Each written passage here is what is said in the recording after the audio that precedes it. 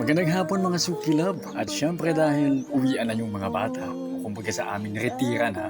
So kaya sinama ko si Dandansoy dito sa lote ko sa Sigad at nagbisita nga kami para diretso na mag-ani ng langka at mga kakao. So marami pang pananim dito sa paligid lalo na yung may-ari mismo ng karatig kong lote. So marami silang tanim sa paligid. At syempre, ito din yung mga tanim na puno dun sa lote na nabili ko. So as you can see, ang batuta, kinuog siya sa langka kay magubatong ko. No? At ito nga, so aakit tayo ng kakao. Ito pahirapan dito kasi hindi siya ganun karami ng sanga na pwede mo apakan. Halos pagitan talaga yung susunod na sanga para naman maglambitin ka. So para namang ukay kita.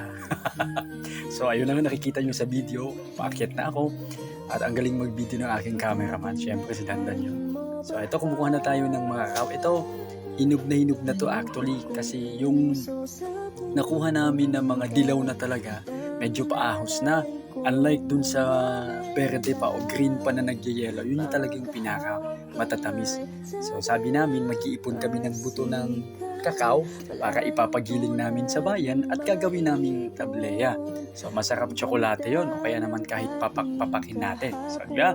So medyo hindi namin naubos dito yung mga hinog kasi masyado namang napakarami. So in moderation lang. At ito na nga yung batuta. Oo, iniipon niya na yung inakyat kong bunga kanina.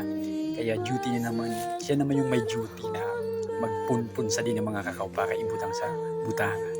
Di ba? So, enjoy na enjoy yung batutang ito dahil nakarating siya dito. Kasi biglaan lang din naman to, sabi ko, taka magbisita tayo doon.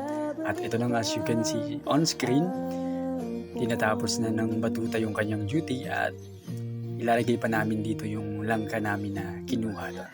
So, ito na yon. So, medyo hindi pa gaano tapos, pero paunti-unti magkakaroon din to ng bahay ko. So, okay. So, maraming salamat mga kasyap ni Antonio. Sa susunod naman, mag-vlog ulit tayo dito. God bless.